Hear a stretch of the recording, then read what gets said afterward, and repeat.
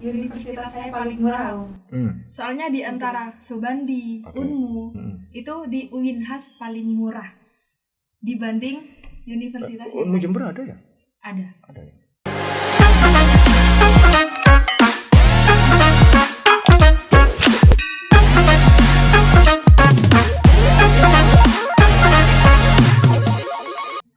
Kita, pendidikan kita di dunia perkuliahan sebenarnya notabene melatih daya atau tingkat objektivitas pola pikir kita.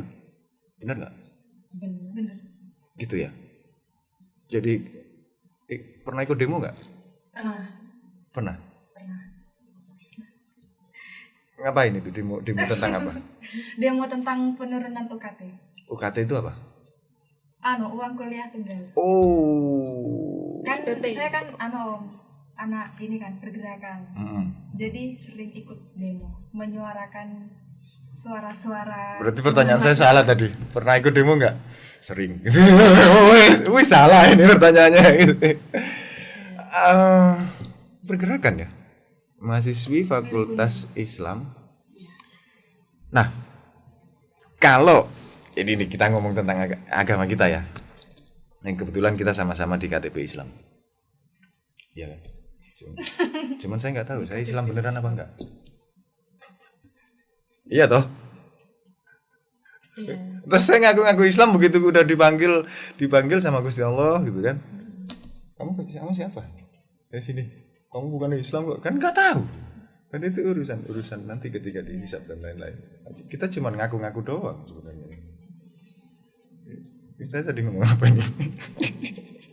Ini saya agak takut ini ngobrol dengan mereka ini biang-biangnya Mas Alif. Biang apa tuh? Enggak ya, mereka yang mendalami. Kalau kita mungkin Islam itu sebatas syahadat, sholat 5 waktu, puasa dan lain-lain. Mereka ini ke dalam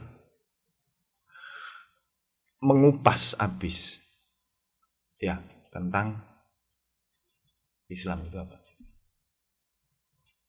Bahkan ada psikologi juga kan, ada psikologi Islam di salah satu mata kuliah itu. Nah ini yang bikin saya takut mau salah ngobrol, salah ngomong hadis. Oh ini hadisnya riwayat Tirmizi gitu kan. Bukan, itu riwayatnya Bukhari Muslim. Wah ini malu saya. jadi kelihatan ngaconya gitu kan. Ini di Fakultas Islam pun ya, sebenarnya ada pergerakan mahasiswi yang dikasih kebebasan berpendapat dan lain-lain, sampai ada demo dan lain-lain. Itu kan dalam rangka melatih objektivitas kita, objektivitas pola pikir masyarakat kita yang sangat subjektif. Ya. Kalau dari sejarah ya ini aduh susah.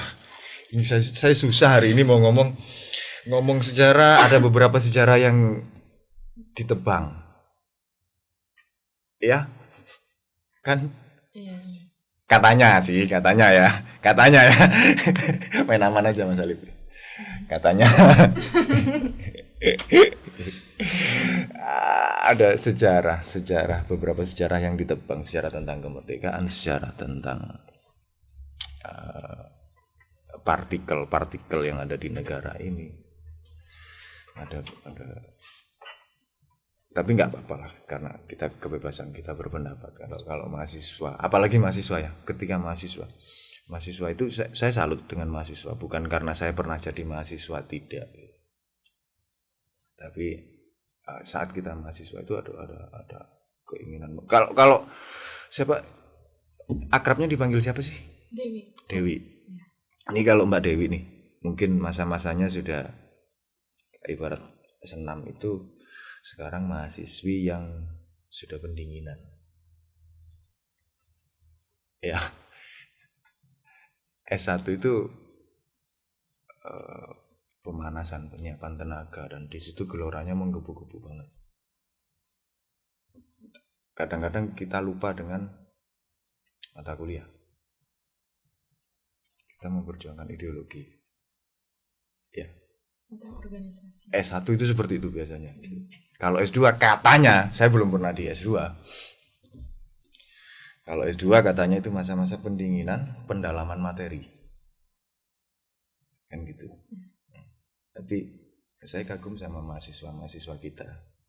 Sayangnya mungkin saya dulu tidak termasuk mahasiswa yang itu gitu. Memperjuangkan ideologi, aspirasi dan lain-lain. Sampai ikut demo dan lain-lain itu kan sampai atau bahkan mengadakan demonstrasi untuk mengoyak atau apa ya, menggoyahkan sebuah opini gitu kan kalau hukum dunia itu bisa dijadikan sebuah opini, menurut saya seperti itu. Bener nggak? Jangan diketawain. Kalau salah bilangin salah gitu. Enggak, ini dasarnya gini. Kasih tahu. Ini kalau menurut saya hukum dunia itu adalah opini dari perkembangan radikalisasi dan lain-lain. Karena masing-masing manusia itu punya bakat radikal. Kalau kita nggak punya bakat radikal, nggak akan ikut demo. Ya, cuman ketika radikal itu sudah menjadi sebuah radikalisasi, itu akan ditekan dan dalam tanda kutip dibasmi gitu kan. Intinya kan seperti itu. Indonesia merdeka aja hadir juga karena ada unsur radikal juga. Kalau para pejuang-pejuang kita waktu itu tidak punya pola pikir radikal, mungkin Indonesia nggak merdeka, ya udahlah jadi Hindia Belanda aja gitu. Radikal. Jadi hanya di fakultas atau di universitas apapun itu ini radikalisasi ini diarahkan ke masing-masing sesuai mata kuliah. Boleh nggak saya ngomong gitu? Iya, setiap orang bebas berpendapat. Iya gitu ya. yang ada di fakultas ekonomi, radikalisasi tentang perkembangan dia ekonomi dan lain-lain, mungkin tentang perekonomian negara, bahkan diarahkan, diredam di arah situ di mata kuliah itu. Kemudian tentang fikih misalkan, kalau udah ngomong fikih kan kita nggak ada habisnya. Iya, sebenarnya kan fikih itu pendapat, opini. Jadi seperti Mbak Dewi tadi bilang, semua orang bebas berpendapat gitu. Hanya saja yang orang yang seperti apa yang pendapatnya boleh digunakan sebagai acuan kan gitu. Ini kok kalau saya terusin ngeri saya obrolannya gitu kan. Saya nggak mau ngobrol yang ngeri-ngeri. Larinya ke filsafat nanti. Iya, ke filosofis. Padahal saya nggak filsuf banget. Nggak tahu itu, nggak paham juga tentang. Tapi filsafat. Rambutnya mencerminkan filsafat. Enggak, ini hanya topeng ya. Karena kalau tidak digunakan warna yang demikian, jadinya hitam, kelabu dan putih. Jadi ya kalau kucing belang telon bagus. Kalau saya belang telon kan piye gitu kan jadinya. Menolak tua ya? Enggak menolak tua, hanya berakting aja, mempertahankan berakting kita sebagai manusia. Kadang-kadang kalau bangun tidur kelihatan warna rambut itu mau malas-malasan jadi malu. Oh iya, warna rambut udah metal, masa semangatnya nggak bisa metal gitu kan. Kayak gitu. Karena setiap hari kita putus asa. Pernah ngalami nggak? Kalau mengalami pernah, tapi nggak tiap hari sih. Oh, nggak tiap hari ya? Kalau tiap hari putus asa nanti akhirnya bundir. Enggak, tapi putus asa saya kan tidak ke arah itu. Putus asanya kan putus asa yang terarah. Iya, mungkin putus asa. Kok gini ya hidup kadang gitu kan? Enggak. Gimana kalau versi putus kok asa hidup versi ya gini gitu. Kok hidup ya gini gitu. Melek gini harapannya sih ketemu ngobrol sama Jibril gitu kan ya, ngobrol sama Jibril, ternyata kok bayangannya yang turun para bayangannya Israil gitu kan.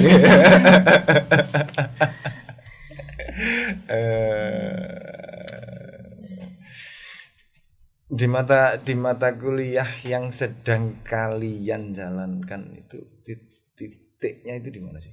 Pusat. Ini tadi kan bilang tentang hukum keluarga Islam. Ini berat. Hukum ini berat. Keluarga itu berat. Yang ketiga ini Islam. Saya nggak mampu bayangin itu. Kayak gini. Sebenarnya apa yang menurut kita berat ketika dijalanin tuh biasa aja gitu kan. Gitu. Jadi menurut saya itu hukum keluarga Islam ya kalau misalnya saya mikir selalu berat ya mungkin saya takut buat ngadapin. Jadi menurut saya nggak terlalu berat kalau misalnya dijalanin. Soalnya dari Islam sendiri itu kan dinamis. Saya setuju.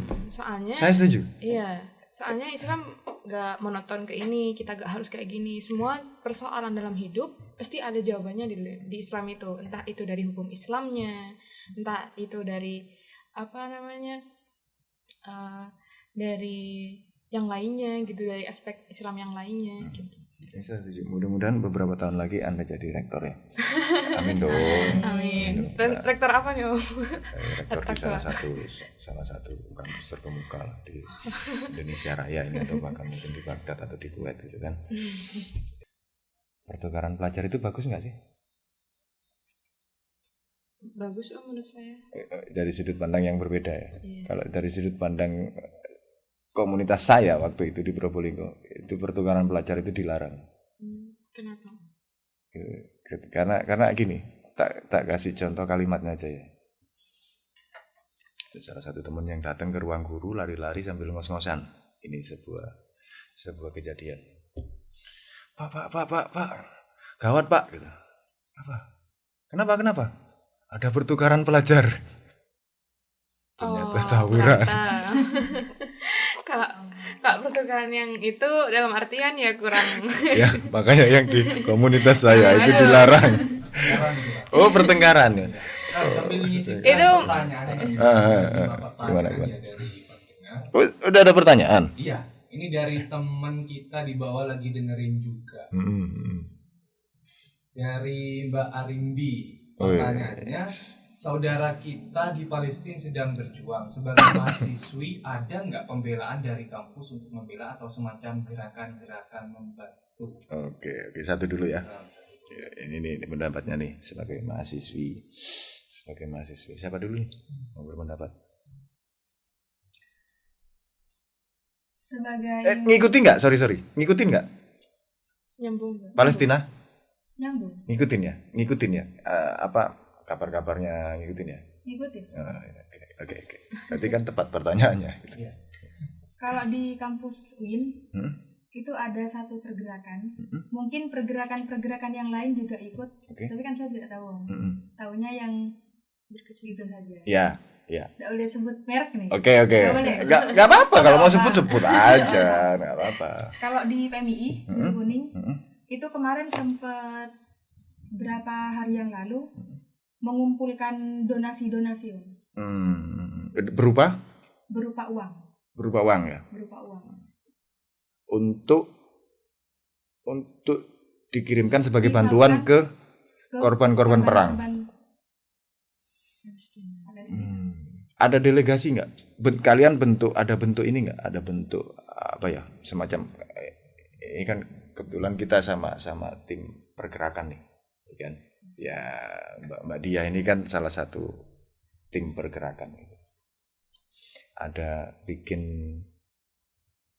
sebuah komunitas kecil atau organisasi kecil sebagai delegasi yang ke sana, ada nggak? Kalau kemarin cuman ketua rayonnya kumpulnya di mana? Itu se-Indonesia, UIN se-Indonesia. PMII se-Indonesia. Oh, PMII ya, PMII-nya. PMII se-Indonesia. Dapat ini restu kampus. Alhamdulillah. Dapat restu. Nah ini kalau udah dapat restu kampus, berarti ke sana ngapain? Ikut itu Om. Ikut perang? Bukan ikut perang. Oh enggak. Kumpulnya di mana nggak tahu Om, soalnya kemarin cuma bilangnya di Malang. Tapi mereka masih ada di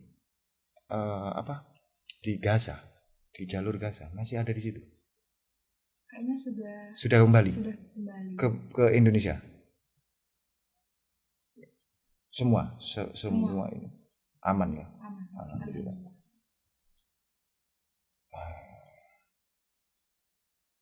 Ini sebenarnya saya ada dua pendapat ini. Sebenarnya ada dua pendapat. Ada dua pendapat ekstrim. Tapi nanti aja pendapat saya karena saya sudah bukan mahasiswa dan mahasiswi gitu. Ya Mas Ali. Kalau Mbak Dewi? Karena berhubung saya pas masih S1 juga hanya berkecimpung di satu organisasi yang seperti Nahdlatul Ulama, seperti perkumpulan pelajar Nahdlatul Ulama. Nah, biasanya di situ kita misal mau ada donasi bisa berupa kalau misalnya tentang Palestina nih ya Om.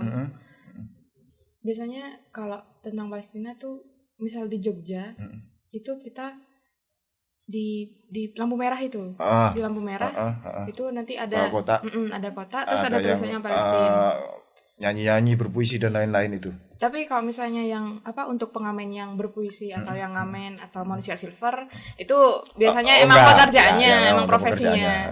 Kalau misalnya ini emang dari mahasiswa pure gitu biasanya pakai jas gitu, pakai alma mater terus misalnya pray for Palestine atau apa itu yang berhubungan dengan kata-kata yang berhubungan dengan Palestina atau ditaruh dicapin bendera Palestina gitu biasanya. Karena donasinya ini ditujukan untuk Palestina. Bisa juga di sisi lain ada yang biasanya juga misal ada bencana alam di Indonesia gitu juga disalurkan dengan seperti itu. Yang saya pernah temui itu mahasiswa itu kreativitasnya luar biasa ya. Kreativitasnya, kemudian solidaritas mahasiswa itu biasanya ketika sudah turun ke jalan itu hilang warna dan lain-lain. Itu yang saya lihat dari mahasiswa itu ya. Dan saya pernah menemui itu kalau tidak salah ketika bencana, ini ngomong bencana ya, Gunung Kelut.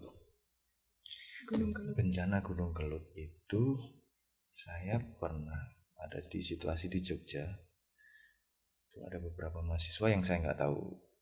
Mereka pakai alma mater, bawa kotak di lampu-lampu merah. Hampir di setiap lampu merah, terutama di lampu merah yang perempatan atau tempat-tempat yang gede. Mereka semua mahasiswa-mahasiswi pakai alma mater dan lain-lain.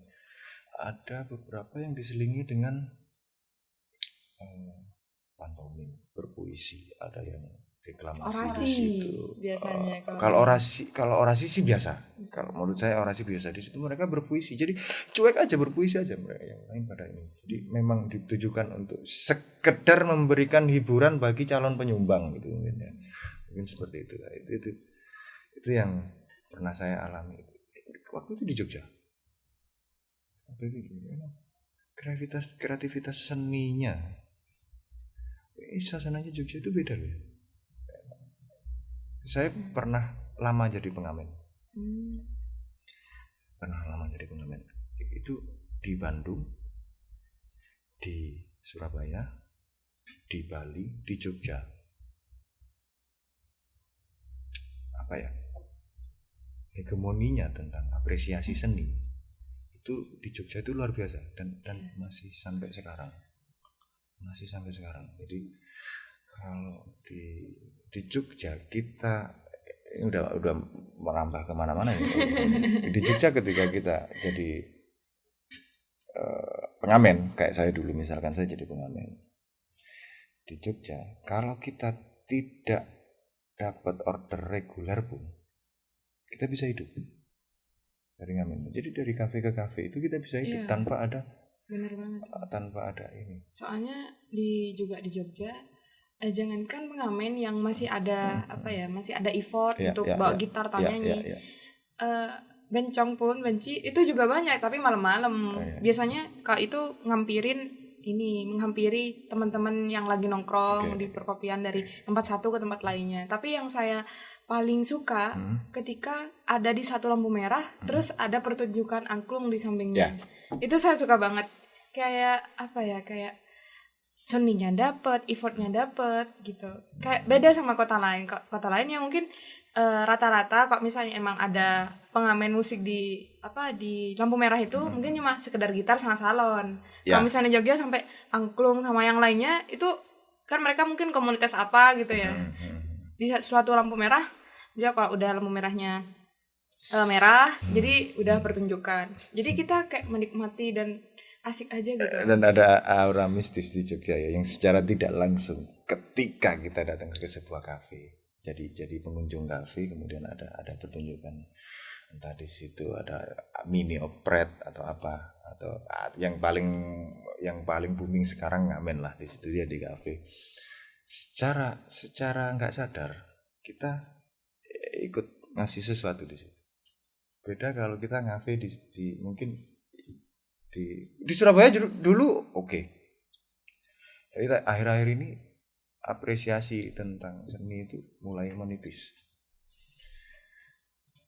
Saya ngopi di Jogja, ada pengamen taruh. Tapi ketika di Surabaya cuek. Jadi lingkungan sebenarnya yang kadang-kadang membentuk pola pikir kita ya. Iya, Gitu ya. Terus Jember sama Jogja ini sering komunikasi nggak tentang Palestina itu tadi, karena masih bahas Palestina kan kita. Iya. Tentang Palestina ini ada komunikasi nggak? Kamu di tempatmu berapa orang berangkat? Berapa orang? Jihad nggak sih itu? Kalau dari sisi jihadnya emang jihad, tapi kalau misalnya dari kita berdua berhubung kita baru dipertemukan karena kita saudara dan satu daerah, jadi komunikasinya kalau udah di rumah. Jarang. Iya. Kalau jihad emang jihad. Juga kalau misalnya bicara tentang Palestina, misal kita emang benar-benar mau menyumbangkan sebagian harta kita buat Palestina, cukup ngetik modal ketikan di handphone, misal transfer kemana itu udah banyak link yang membuka kayak artis-artis gitu. Apalagi di kitabisa.com itu udah banyak. Biasanya itu selain artis-artis yang membuka sama komunitas tentang kemanusiaan juga biasanya kayak saya pernah di Jogja itu jadi relawan Lazisnu. Nah biasanya Lazisnu kayak gitu juga membuka donasi untuk bencana alam atau Palestina, atau bisa jadi saudara-saudara kita yang membutuhkan bantuan, misal pengobatan, misal butuh operasi jantung atau sebagainya gitu. Baru deh sekarang. Najis nih ya. Iya. Lumayan. Iya, saya sempat tahu dulu. Juga kemarin saya sempat lihat di Instagram tentang donasi Palestina ini. Salah satu artis membuka link di kitabisa.com udah dapat ratusan juta Itu pun di-share di feed Instagramnya. Jadi kan lebih memudahkan kita sebenarnya kalau misalnya kita memang benar-benar pengen memberikan bantuan kepada saudari kita di Palestina. Oke. Benar. Ya, sekarang udah teknologinya udah luar biasa ya, udah luar biasa canggih gitu. Ada ini enggak? Ada pertanyaan sisa 4 yang baru Mas. Satu lagi. Pertanyaan berikutnya dari nomor WhatsApp 0059 dari namanya Madu Zahra, salah satu dan pertanyaannya, gaya hidup di luar kota terutama di kota maju gimana Kak? Apa dengan ekonomi yang sederhana seperti saya bisa hidup di sana ya sambil kuliah? Ada kampus biaya murah nggak Kak? Saya nggak terlalu berprestasi makanya tanya. Pengen kuliah di luar kota. Jenuh ngumpul sama orang-orang lama. Masuk. Deep banget pertanyaannya itu Om. Relate. Enggak lah, saya berusaha menanggapi itu biasa aja lah gitu.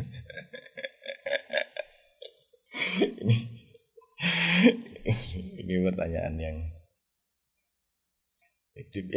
deep banget ya. Terutama closingnya tadi. Jenuh ngumpul dengan orang-orang lama. Orang baru. Karena suatu saat yang baru bakalan jadi lama. Cari lagi yang baru. Lagi. Ampun. Itu gimana tuh? Ya sebagai pengalaman saya nih ya Om. Kan saya asli Bondowoso, merantau di kota lain gitu. Menurut Kota saya, Maju tadi yang dibilang. Iya, Kota Maju. Sebentar saya potong. Kota Majunya tuh kayak apa? Iya, Kota Majunya tuh Ini kayak kalau Pak Kiai Salwa denger kan saya nggak enak, dan ke Bondowoso nggak maju. Kan pinggir jurang. Ya bukan berarti Bondowoso gak maju kan ya Om? Ya maju yang seperti apa dulu gitu.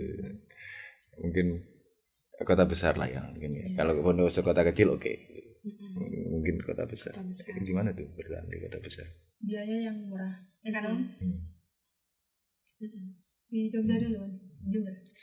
Boleh bebas. Kalau di Jember mungkin saya bilang universitas saya paling murah Om. Soalnya di antara Sobandi, Unmu itu di Uinhas paling murah dibanding universitas yang Unmu Jember ada ya? Ada ya. Wah, nggak update nih saya kacau. Kacau, nggak update. Paling murah. Dari sisi apa? Dari sisi internal atau eksternal? Dua-duanya. Kalau eksternal cenderung kita ya. Kemarin kan bukan UIN nih, kemarin kan IAIN masih institut. Ya. Jadi UKT-nya ada yang 1 juta, ada yang 2 juta, ada yang bahkan 400. Dan itu tergantung kita misal daftar nih Om, daftar lewat link. Nah itu kita mencantumkan KTP ayah ibu, pekerjaan, terus ada kayak KIS yang bantuan-bantuan. Nah itu misal nanti terupdate di kampus, itu UKT-nya rendah. Apa ya yang sekarang ya? KIP. Kalau misal anaknya PNS, ya 3 juta ke atas lah. Jadi tergantung ngisi biodata si pendaftar itu. Biodata awal. Soalnya banyak sekali Om kayak tagihan listrik, kayak air sumur pakai air bor, itu lengkap sekali Om di situ. Pada saat pendaftaran. Aset keluarga gitu Om. Gaji ayah berapa itu ditentukan. Punya mobil atau enggak gitu sampai sedetail itu. Punya kendaraan berapa. Ntar kalau ada yang tanya saya punya mobil apa enggak gitu ya. Belum. Sampai ada foto rumah Om, foto rumah tampan depan, foto. Kayak mau ngajuin kredit.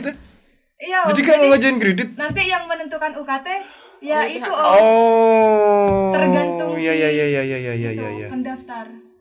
Kalian menikah, kemudian ada resepsi dan lain-lain, ada malam pertama dan lain-lain, kalian melayani suami dan lain-lain, bikin kopi buat suami, bikin makan buat suami, itu ibadah ya. Terus mengandung, hamil, melahirkan, itu ibadah yang luar biasa, surga banget tuh. Bawa surga nih ya. Tapi ketika ada satu titik anak nakal, ada satu titik ketidakikhlasan di hati yang itu jadi penyakit. Anak nakal dan suka marah dan gak ikhlasan, itu neraka loh. Secara tidak langsung kita menciptakan neraka. Kemudian sama suami, apa sih lu? Keluar tanpa izin. Keluar tanpa izin suami. Iya kan? Satu kaki di neraka, satu kaki di surga. Ya, intinya komunikatif. Karena satu lagi saya bilang, kalian paham banget ya di hukum Islam ya, kalian paham banget. Kalau sudah masing-masing orang itu kan maunya beda, nggak sama antara suami yang satu dengan suami yang lain ya kan. Kalau tingkat komunikasi kalian udah sangat bagus, ketika istri berangkat kerja atau istri berangkat kemana, ke rumah mertua atau kemana tanpa izin suami yang satu ikhlas, ridho, enak, santai-santai aja, yang satunya bisa enggak. Ya kan. Tapi kalau tingkat komunikasi kalian sudah sangat baik, ini jalan karena Nabi kita sendiri sudah pernah bilang, kenapa banyak perempuan yang masuk neraka daripada laki-laki. Benar sekali. Ya, karena perempuan ada di dua sisi, surga dan neraka, dan itu beriring berjalan. Tingkat komunikasi itu aja. Ya. Luar biasa ini pertemuan kita, obrolan kita. Mudah-mudahan bisa ngobrol lagi ya kapan di lain waktu ketika ada kesehatan, umur panjang. Sehat doang, umurnya nggak panjang, nggak lucu juga gitu ya. Panjang doang tapi nggak sehat, nggak bisa ngobrol juga gitu. Ya, terima kasih udah bahas sesuatu, udah bahas filosofi ya, udah kasih bagi-bagi ilmu buat saya, buat teman-teman pendengar ya. Pendengar kita pamit, mohon diri ya. Ketika ada ucapan, guyonan, obrolan kita yang tidak berkenan di hati pendengar Radio Pratiwi dan pemirsa Pro TV Situbondo, mohon dimaafkan karena kita hanya manusia. Saya Joko Mino dan segenap kru yang bertugas mohon diri. Assalamualaikum warahmatullahi wabarakatuh.